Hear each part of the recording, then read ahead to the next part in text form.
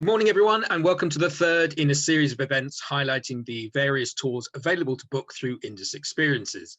With the vaccination drive at full steam and much of the world planning on reopening safely, we hope that we will be able to get back to exploring in 2021.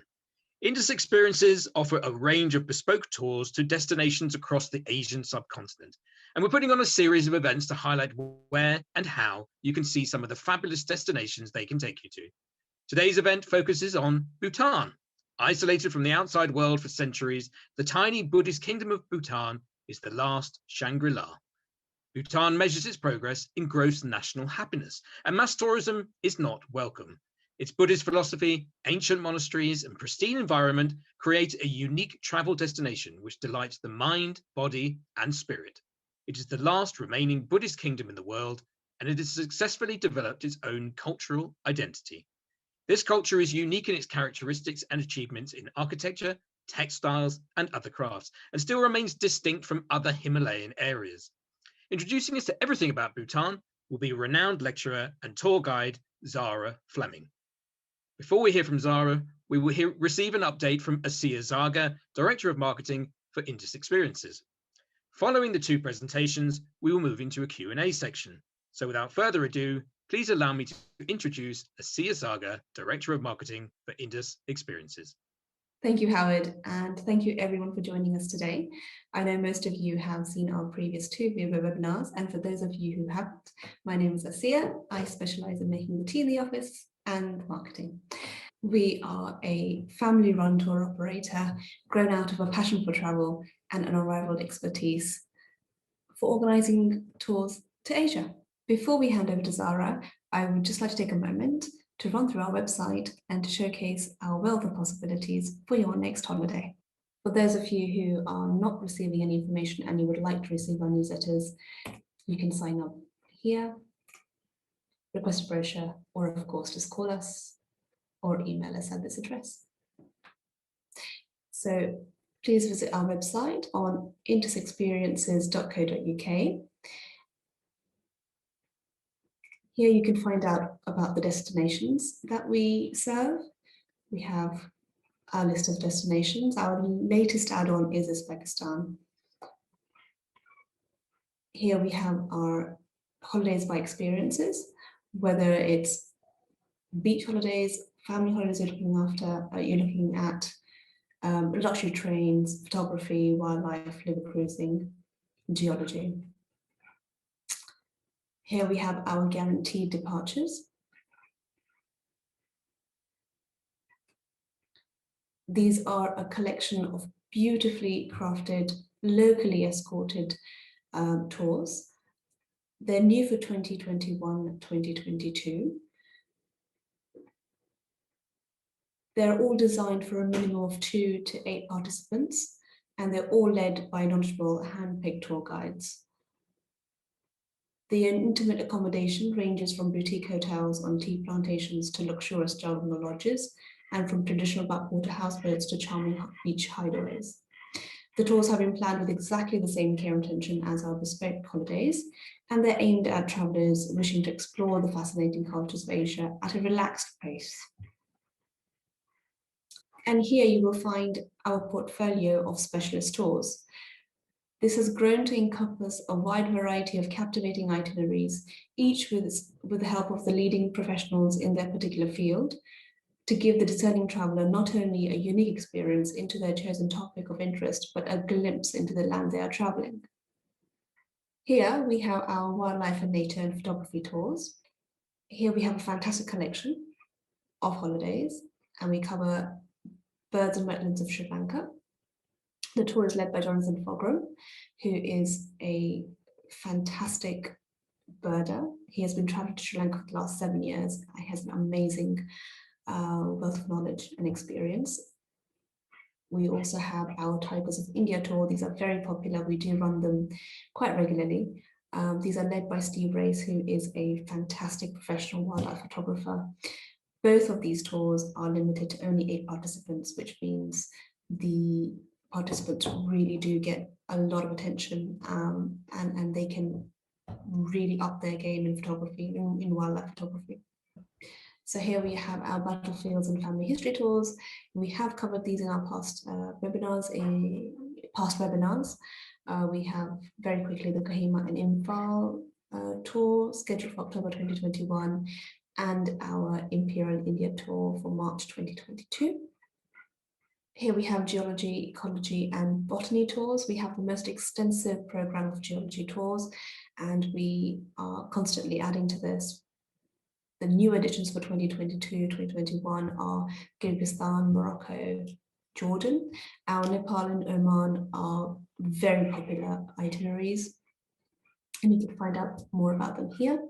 And last but not least, we have our 4 tours which focus on textiles, arts and crafts. 2 fantastic new opportunities are Uzbekistan, a tour on Uzbekistan. This is being led by Christopher Aslin, who is the author of the book A Carpet Ride to Khiva. You can get your complimentary copy by booking onto the tour. And last but not least, our Textiles, Arts and Crafts of Bhutan tour, which is taking place in October 2021 and being led by Zara. I will let her introduce this topic to you. And I will leave you with a fantastic video produced by Bhutan Tourism, where they will give us a glimpse of this beautiful country and its people.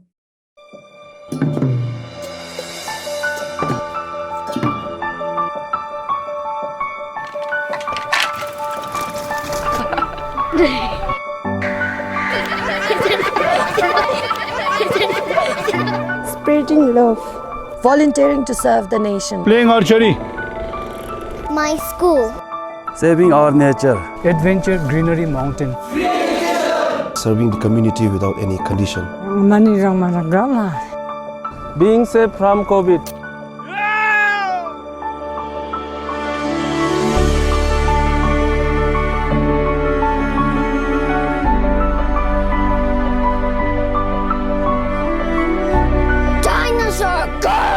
being a Bhutanese citizen, come visit my king, be myself and help somebody. Good health and patience contentment. Happiness for me is living in harmony with nature, Eating with people. Relaxation, been given the opportunity to lead a good life, learning new skills, having my own personal space, spring furthest, my beautiful country, Interacting with people. Family. Preserving our culture. wearing national dress, educating monks, being satisfied with what you have, keeping healthy with organic medicines, being born in Bhutan. Friends.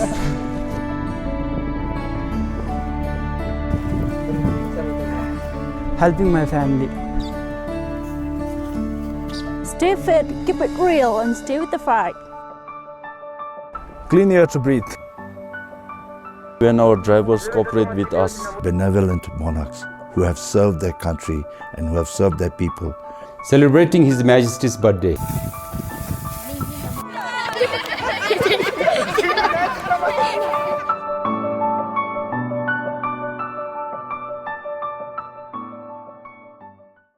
Wow, what a fabulous video that was. Certainly looking forward to hearing more about Bhutan when we get to Zara's presentation very shortly. So now we're going to move on from that lovely little presentation from Asiya, all about Indus experiences and all the different tours, to talk about one specifically, which is the Textile Arts and Crafts of Bhutan. And for that, we would like to introduce Zara Fleming.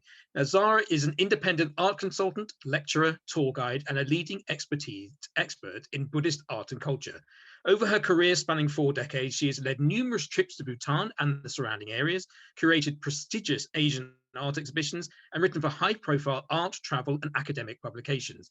She's the ideal tour scholar to delve into the culture of Bhutan and uncovering its many facets. Thanks, Zara. Over to you.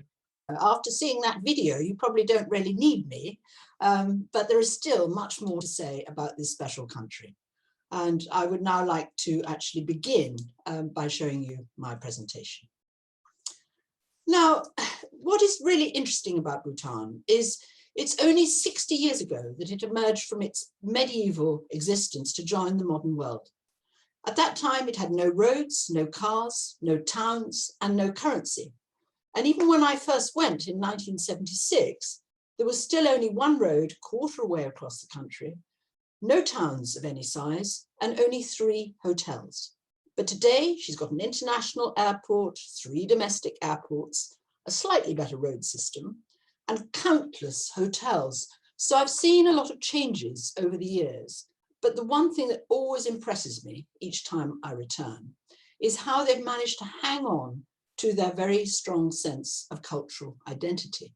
And an essential part of this identity is their textiles, arts, and crafts. So what we're going to do this morning is I'm going to give you basically an introduction to this special country and also to their cultural identity. And nearly all the pictures you will see are places that we'll either visit or things that we will notice on our travels. Okay, now the name Bhutan literally means the end of Tibet. So the Bhutanese prefer to call their country Drukyul, or the land of the thunder dragon, which refers to the main tradition of Buddhism practiced in their country. So the dragon is very much a symbol of their identity, and we'll find it in both art and architecture. It is a tiny country sandwiched between the vast area of China, or what was Tibet, to the north, and the plains of India to the south, about the same size as Switzerland, but with a population of some 800,000 compared to Switzerland's 8 million.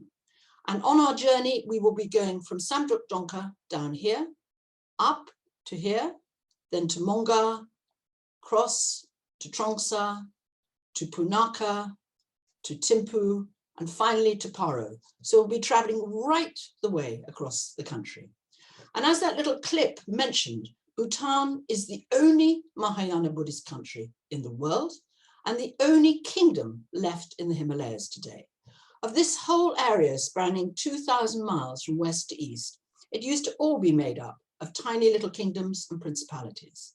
But once China increased its hold over Tibet, all these countries gradually vanished or absorbed by their neighbors. And only Bhutan survived because it began to open up to the outside world in order to maintain its independence. You can roughly divide the country into 3 horizontal strips. In the north are the high Himalayas, inhabited by nomads and their flocks, and where the snow leopard prowls. In the center are the broad valleys and forested hills, where the majority of the population are engaged in subsistence agriculture, and most still live several days' walk from the nearest road in these remote villages. And this is the area we'll mostly be traveling through. And in the south are the vast areas of tropical rainforest, and it's a place where all the rivers flow down onto the plains of Bengal. And this is where we'll begin our journey in the more tropical area. It boasts a wealth of flora and fauna. We have over 50 different species of rhododendron, flourishing bird life. This is a rather charming name, the spotted nutcracker, countless butterflies. And this curious animal here is called a takin, and it's the national animal of Bhutan, and was said to have been put together by a Buddhist saint who put the head of a goat onto the body of a cow. Now, it's also a land of great ethnic diversity, and these are just a few of the types. The Laya from the northwest, who wear these conical hats, and still many of them practice polygamy and polyandry. A Brokpa from the east, and we might see these, who wear these wonderful hats made of yak felt, and it rains quite a lot in this part of the northeast. And the idea is, when it rains, the rain will drip down these gutters, keeping the face dry.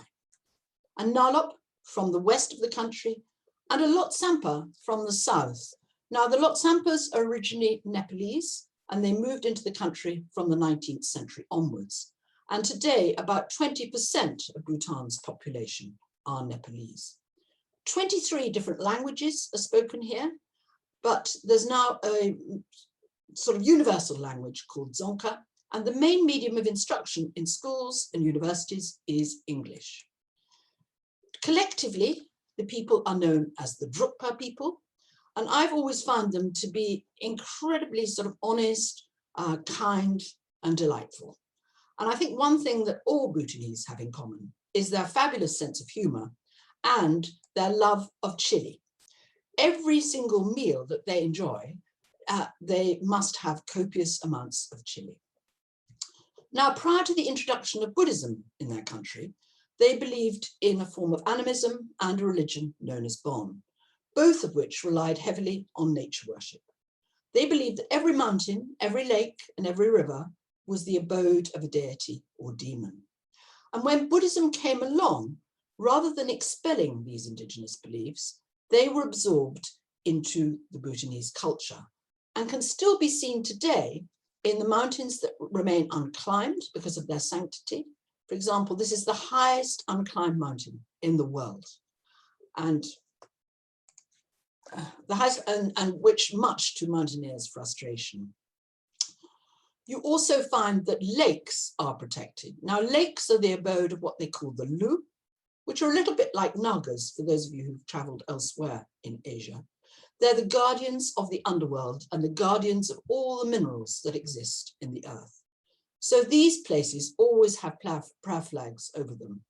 The idea being that strips of cotton cloth printed with prayers, and when the wind blows, the prayers are sent out for the benefit of all sentient beings. And as well as harnessing the wind to say prayers, they also harness water. So you can see here on the left, a man is turning a prayer wheel, a cylinder full of prayers. Now inside this structure on the right is also a prayer wheel. And the idea is when the river comes down the mountainside, it turns the wheel. So the people of Bhutan have always lived in harmony with their environment and with a deep respect for the land in which they live.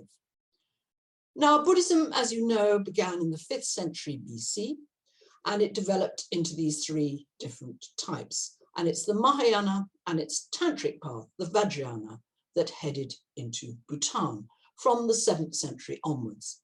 But it was really established by this character here, known as Padmasambhava.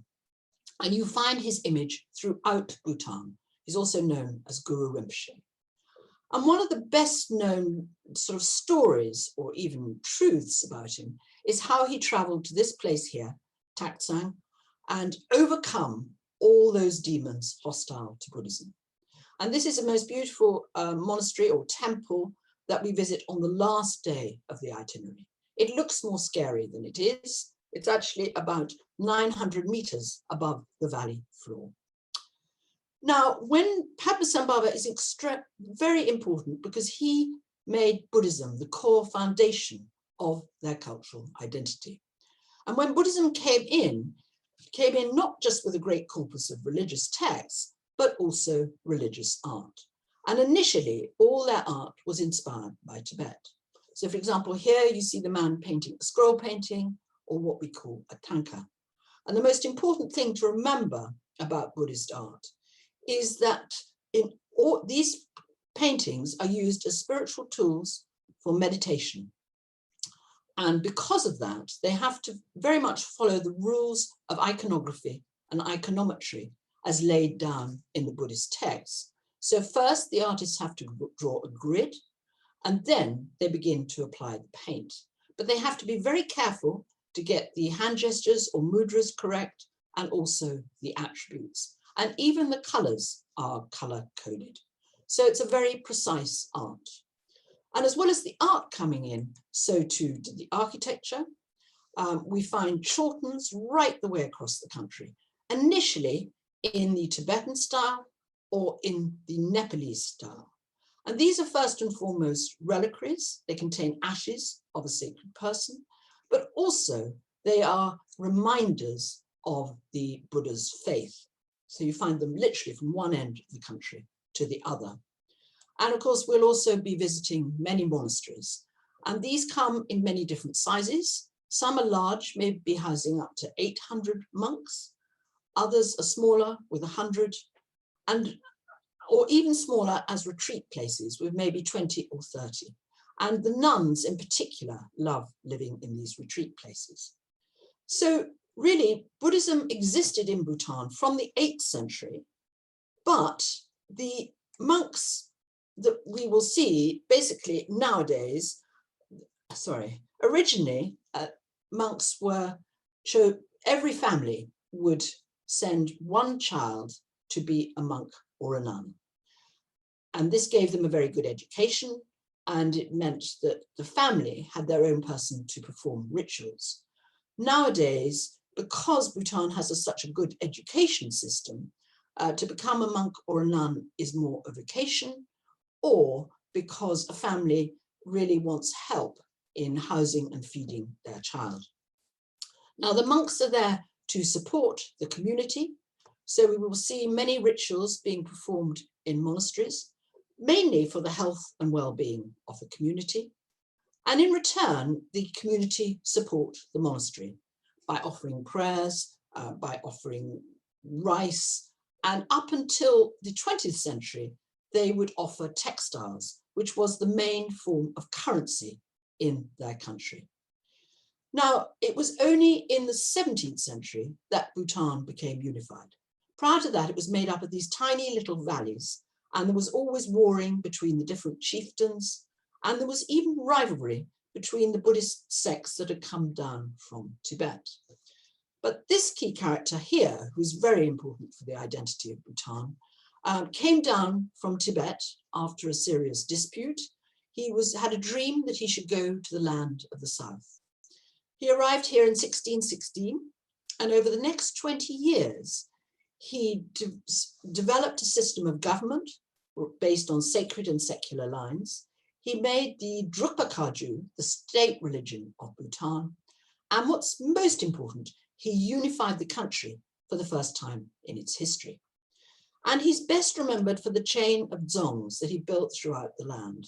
And these are incredible buildings. They're like fortress monasteries, and they house the sacred and secular administration for each area. So basically, they're the powerhouses from which the country is run. There's one in the equivalent of each county, and they have the slightly inclining walls and these pitched roofs. And inside, they're normally divided into two courtyards, one for the sacred administration and one for the secular. And these are still very much in use today. For example, if you want to organize a funeral, you go to the religious side. And if you wanted an extension put on your house, you go to the secular side. And today, they're very up to date, despite their medieval experience. They have mobile phones and computers. But the inside is beautifully decorated with carved and painted wood. Sorry, we've missed one, but never mind. And because they're made of a lot of wood, and because they burn butter lamps on their altars, many have been destroyed by fire over the years. And this one here was destroyed in 2012. Actually, it was an electrical fault. And Parodzong, which we will also visit, was destroyed by an earthquake in the early 20th century. But every time something is destroyed, it's rebuilt in exactly the same way, without the use of nails, without an architectural plan. Now, in the 17th century, when the Shabdrung was ruling, what happened was that Tibet made several attempts to take over Bhutan. Now, these were successfully repelled by these dzongs, but it made the Shabdrung realize that he somehow had to make his country different from Tibet, even though they shared the same culture and they shared the same religion. So he initiated something called Driglam Namza, a code of etiquette and behavior. And this gave, rules and regulations as to how everybody should behave, how they should address one another, and what they should wear. And the man's costume of the go dates from this time. Now, it's rather like a long dressing gown, which is hitched up at the waist. So different from the Tibetan form of dress. And they wear a white shirt underneath with the cuffs descending here. Now, if you're somebody of a high status, especially if you are a king or a queen, you would wear your go over your knee and your cuffs would go up to your elbows. So how you wear your go is very much a status symbol. Now, also as part of this rule is the wearing of a cabinet or a ceremonial shawl, Now, if you're a fairly normal person, you wear a cream shawl, and it's very important how you put it on. But if you are a member of parliament, it's orange. If you're a king, it's yellow. So again, the colour, the wearing of the cabinet is very important for status. And it's also felt that the female dress was introduced about the same time, probably in a simpler form from what you see here. It's normally fastened at the shoulders, and they wear this little brocade jacket over the top. Now, as well as the code of etiquette, or Driglam Namza, the Shabdrung also introduced what he calls the 13 arts and crafts of Bhutan. Now, although many of these things you find in Tibet, his idea was to make them different, make them more Bhutanese in character. So, for example, woodwork, which you find in Tibet, but not to this high standard. And I'm sorry, I thought I could zoom in, but I can't. But it is really beautiful, the woodwork, to actually look at. And you can see here the dragon crawling up the pillar. You also find slate carving, and this is totally unknown in Tibet. And if you can look here, this slate actually has the insertion of a tiny turquoise on the head and in the ears. Also in the paintings, they make sure to actually insert little Bhutanese characteristics. And I'm sorry, I seem to be unable to magnify this. But if you can see here, there is a lady in Bhutanese dress, and there is a Bhutanese house. Now, the architecture in Bhutan is also totally different from anything else across the Himalayas. You can see here, the houses are made of mud, covered in whitewash, with a great use of wood in the windows and the doors, and these wooden shingle roofs. Although today, many of these are now being replaced with corrugated iron. And they're decorated with auspicious symbols. And yes, indeed, this is a symbol of the male anatomy, which is considered highly auspicious. And we will see many of these everywhere we go in Bhutan. Now, we also find 2 of the 13 aspects of Zorig Chusum to do with the textile tradition. Tagzo, which is all those items woven exclusively by women, and Semzo, all those items cut, stitched, and embroidered by men, particularly monks. So just in those few examples I've shown you, you can see how the 17th century Shabdrung carved out a particular identity for the Bhutanese people. Now, towards the end of the 19th century, Bhutan was racked by civil war. And actually what the Bhutanese did was to introduce a monarchy at the beginning of the 20th century. And the Bhutanese monarchy has been incredibly successful. It began with the coronation of the first king in 1907, and he brought peace and stability to the area.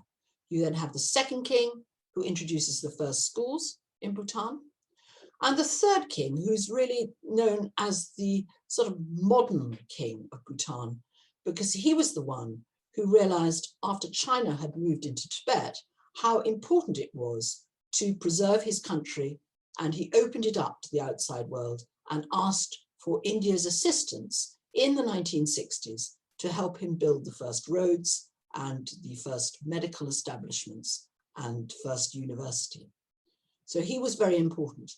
But it is the fourth king that has done the most for this cultural identity. And this is very much carried on by the fifth king today.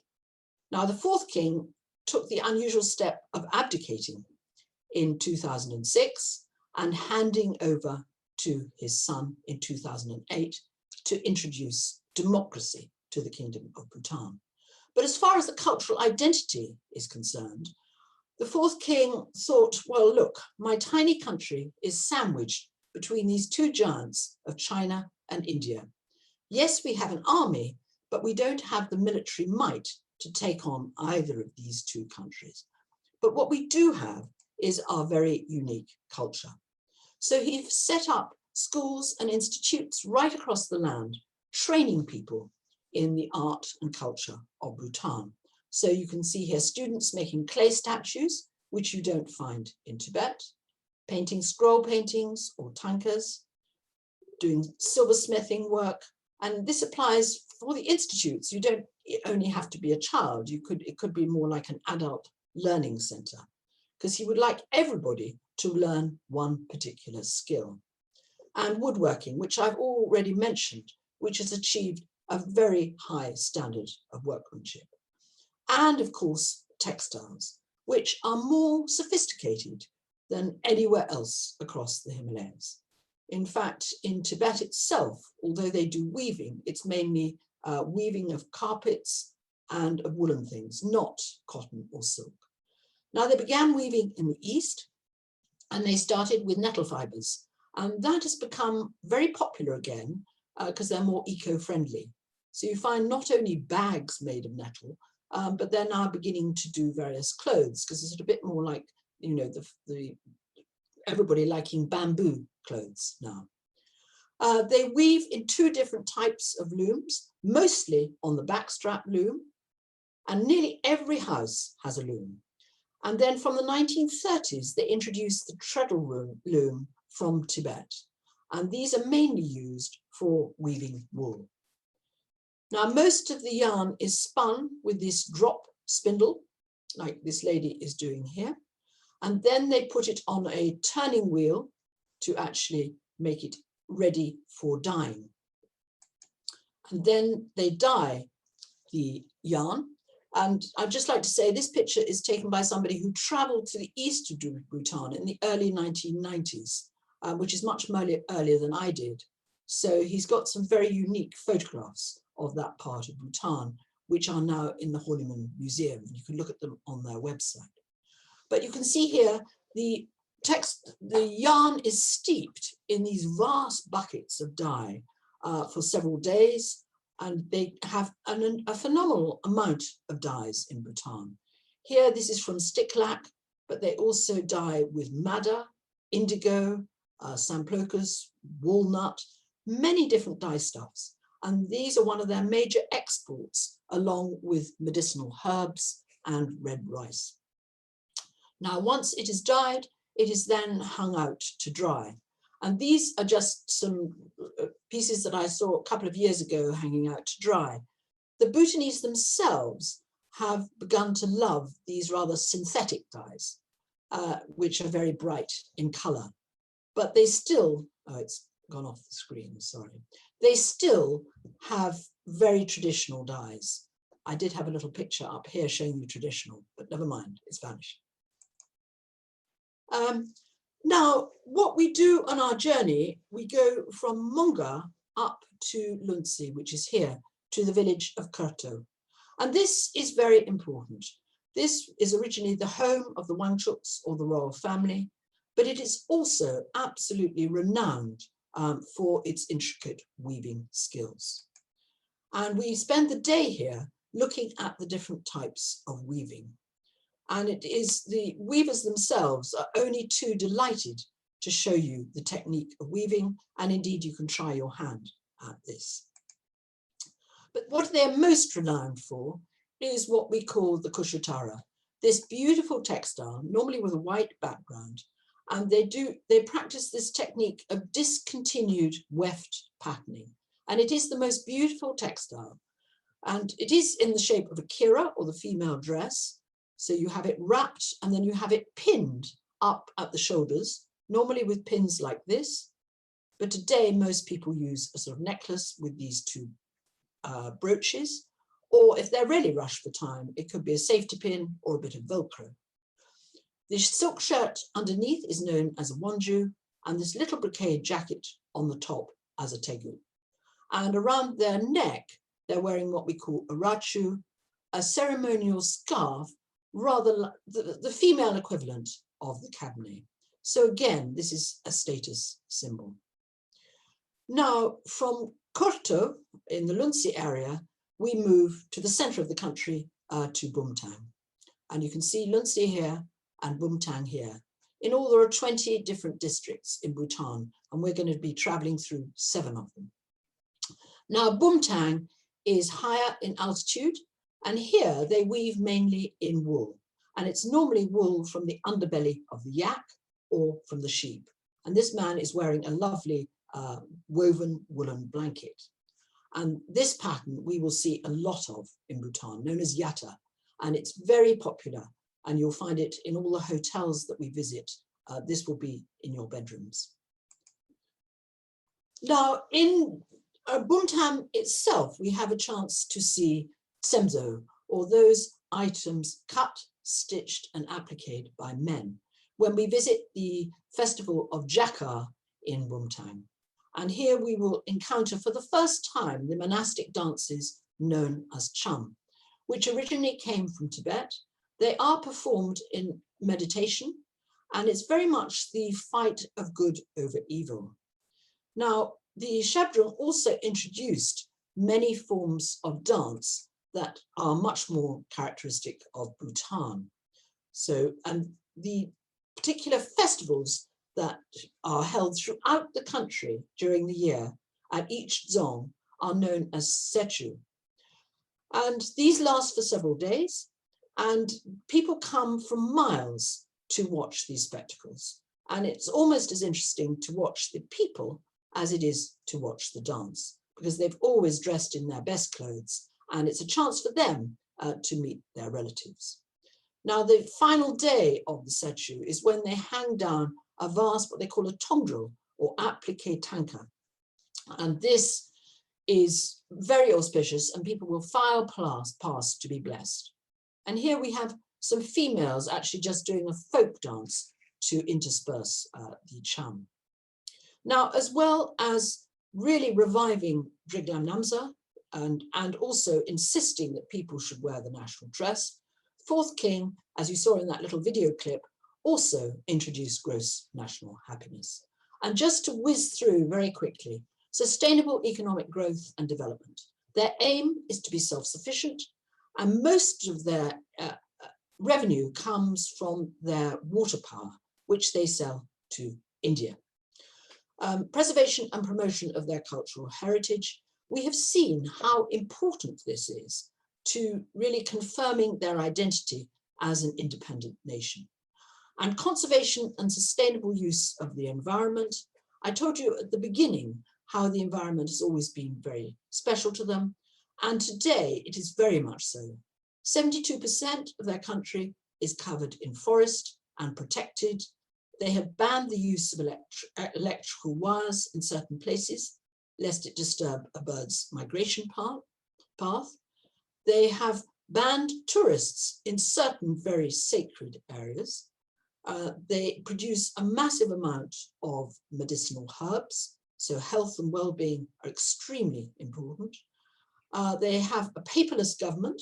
They've started to use electric cars, and they have banned pesticides, fertilizers, and the sale of tobacco.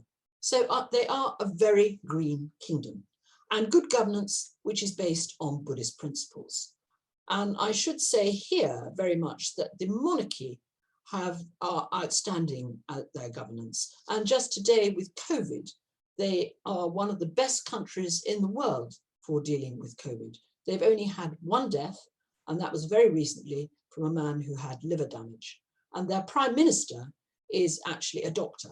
So he's a prime minister during the week and a doctor at weekends.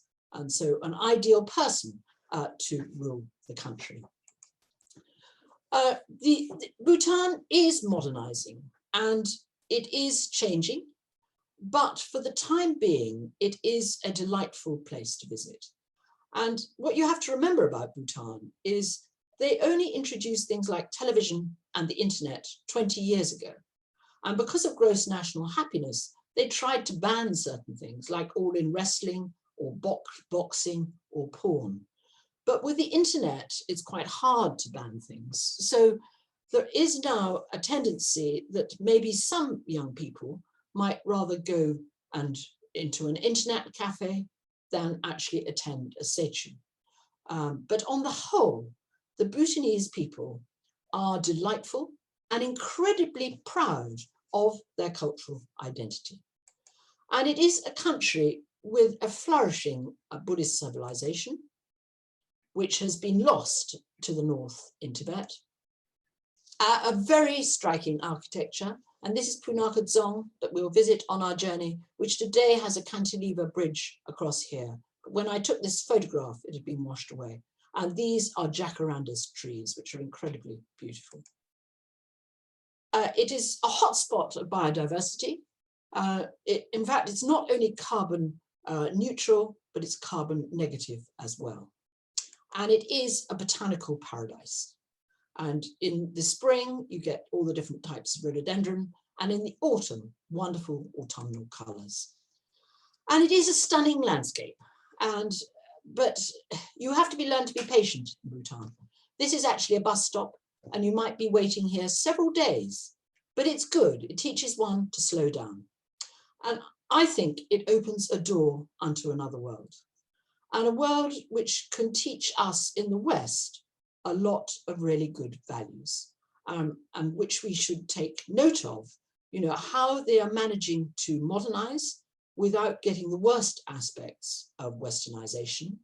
And they're doing it in their own time, and they're doing it with great regard for their cultural identity. And their cultural identity remains one of the most important things in the running of their country, as does gross national happiness. And I said at the beginning that the chaltons that you saw in Bhutan were of Tibetan or Nepalese origin, whereas these ones now that were constructed in 2003-4 are the Bhutanese type of chalton. So again, it's for their national identity. And these look towards the Himalayas and towards Tibet, whose identity has been shattered, whereas in Bhutan, it is really important to conserve this identity.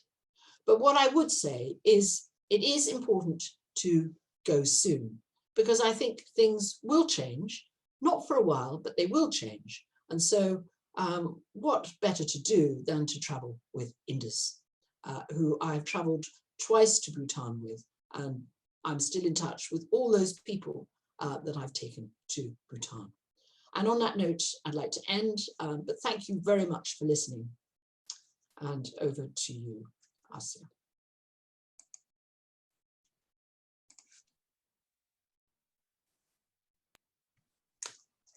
Thank you very much, Zara. That was an extremely interesting presentation there. I certainly learned an awful lot about Bhutan, written a few things down here. 23 languages amongst 800,000 people is quite staggering. Particularly interested in the fact that the Prime Minister is only the Prime Minister during the week and is a doctor at the weekend as well. What happens if someone's sick during the week? I'm sure that will become clear if you go on the tour. Now, in the last slide there was information about the tour itself, but again, you can go onto the website and look it up for yourselves. But I'm just going to ask a couple of questions to Zara and Asiya, just about the tour and about Bhutan itself. If you've got any questions of your own, I can see a couple of questions are coming in there, and if we get time, we'll come on to some of those. So my first question, Zara, is when compared to its neighbouring countries, Bhutan seems quite expensive. Do you want to just give a bit of a comment on that? Yes, that is the case. When tourism started in Bhutan in 1984, they were very aware that Kathmandu at that time was a sort of hippie destination. So first and foremost, they didn't want it to become like that, so they set quite a high price. But today, the reason is that part of a percentage of what you're paying for the travel goes towards the infrastructure of the country. So it goes towards education, it goes towards health, and it goes towards really making sure that the roads are in good condition for tourists. Because if you have to imagine living in a mountainous country, you might, in the wintertime, you might get landslides or whatever. And so the roads need constant looking after. And so a percentage of what you're paying goes towards that. Yeah, and in fact, there's been a question here from Dominic that says, he says, thank you for that most fascinating presentation. How do we travel through the country on the tour? You travel in a little minibus, and often, depending on the size, they have different sizes now, but if you're a group of 10, there'll be a minibus, but there's space. So there's normally about 16 seats, so you've got space to spread around and travel from one end of the country to the other. You won't go at a great fast speed. So when you see a distance of 6 hours or something, don't think you're going to be traveling from Land's End to John O'Groats, but you go reasonably calmly, and you can stop many times to look at different villages or textiles or whatever it is. Yeah. And you mentioned the amount of seats on the bus, but Chrisandra here has said, what is the group size for the trip? So is 16 the most, or what do you like the group sizes to be? The roads are not, when I've taken a bigger group, we take 2 minibuses. The trouble is the roads are such that to have a great big bus is not as easy. So they're a sort of size between a minibus and a big bus, or you have 2 minibuses. Excellent. And then just a couple of extra things that I want to know, which is, what are the hotels like and what is the food going to be like?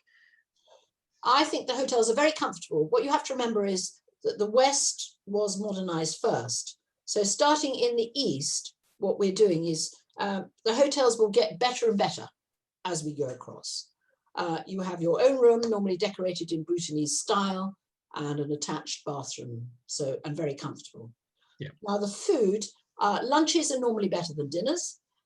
This is because when you're staying in a hotel, you don't tend to go out for dinner. So you have dinner in the hotel, and they give you a buffet. So don't worry, chili is on offer, but only as a possible dish. So you will get beef, chicken, fish, and a lot of different vegetables. They grow fiddle-headed ferns, asparagus, a quantity, lots of different vegetables. And actually, the food is now very good. When I first went there, I have to say it wasn't very good because there were massive amounts of meat and not much else. But today, it's massively vegetarian. Yes. Yeah, I mean, it sounds absolutely fascinating. I do actually know someone who's done a tour of Bhutan. It's quite a long time ago, so I don't know whether it was within this experiences or not, but she's been to most of the world. And actually, Bhutan is the one place that she stopped and thought, that is the most fascinating place I've ever been. So there you go. I'm sure I think it ticks all the boxes, really. I think the people are wonderful. The scenery is fantastic. And the culture, as I've said, is just so different from other places. Yeah, actually, we've just had a question here that's been sent in by Colonel John Swanston, and I'm going to ask you this just before I get onto Asiya, who we can talk about, the specifics of the tour, etc. But he says, again, a fantastic talk. Would you be able to say some more about the medical and healthcare? I mean, you touched on it with, the Prime Minister being the doctor and only one person had died from COVID. But what is the medical and healthcare like?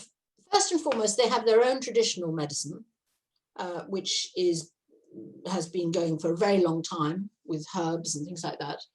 But they also have introduced, since the 1970s, Western medicine. And you have the 2 hospitals run side by side. And today they have got a pretty good health system. When I've taken travelers, I have had to occasionally take somebody to a hospital. I had one man who slipped in a shower and hit his head. So there are hospitals right the way across the areas we're going. And in fact, what the Bhutanese have always been very good at is asking for advice from the outside world. And the Swiss were one of the first countries to offer help in actually establishing their hospitals and their medical tradition. So what you have is the older Bhutanese people will go and have very much their traditional medicine, which is very good for a lot of things like cancer and psychological disorders and even rheumatism and things. But if you need surgery, you definitely go to a Western hospital. And I listened to a talk the other day by the health minister, and it really has improved in heaps and bounds. They still have to tackle TB and of course cancer. They now, cancer originally, they had to go to Calcutta for, but nowadays they can cope with it in Bhutan itself. So they're well established.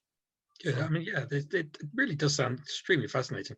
But let's now talk about the tour itself and specifics that people are going to need to know. So, Asiya, just a question here from me actually, which is, can we add on any other places to the itinerary? So, you know, is there anything that people could do before and after the tour that that you could add on? Yes, absolutely. Post-tour, pre-tour extensions are all possible, as with most places in the world. It's proximity to Nepal and India, so they make the natural choices. On this tour, we do start with Calcutta and end in Kathmandu in Nepal. So doing a pre-tour in India, then joining the tour, and even doing Nepal in the end, they're all very possible. Great. So much to see. Amazing. And obviously the burning question at the moment is, what happens if the tour is cancelled due to COVID-19? Yes, absolutely. I mean, we hope that the tour can go ahead this October as it's scheduled. If it's not possible, we will push it to April. Tentative dates are 6th to 23rd of April 2022. And this is perfectly timed to experience the colourful spring season in Bhutan. And instead of the Jongkar Tsechu, we will witness the Omkora festival in Trashigang. We have put in flexible booking conditions and reduced holiday deposits from 500 to 250 per person until further notice. All of our payments are, protected by our atoll and outer licenses as usual. You can find out more coronavirus updates as they happen on our website. But for now, that is the program. We do hope that it can go ahead for October as scheduled. Just to touch on what Zara did mention about the cases in Bhutan as well. The total confirmed cases in Bhutan till today were about 868 only. There's only been one death in the country. And this reflects the exemplary performance of the country in handling the pandemic. They plan to have 100% of the adults vaccinated by around May. That's both doses. And they're hoping that the tourism in their country can resume by June this year. So it's all looking very positive, and we'll see how things unfold. Could I just say one thing? Yes. Just to say, when the vaccine arrived from India, apparently, all the Buddhist monks were there at the airport to receive it and to bless the vaccine. That just shows how Buddhism really permeates every aspect of their lives in Bhutan. Excellent. Yeah. There's all sorts of comments going on here. I mean, there's Chrysandra here saying, is it clear yet whether it will take place in October or April? But I think the answer at the moment is the plan is October until further notice, correct? Yes. Yes. And she said she was due to go to Bhutan with you this time last year, sadly, of course, it was cancelled, and she was impressed by how quickly they were refunded, which is very good to know as well. So if there are problems, then you know that the guys at Indus Experiences will deal with it in a tidy manner. We do have time for one more question, and a question has come in here from Fiona.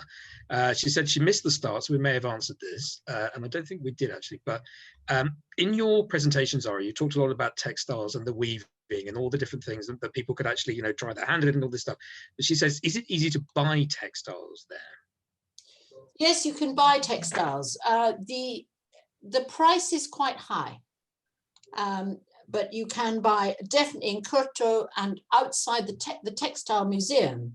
They have got little shops from all the different areas of Bhutan focusing on hand-woven textiles. So there is a wonderful selection.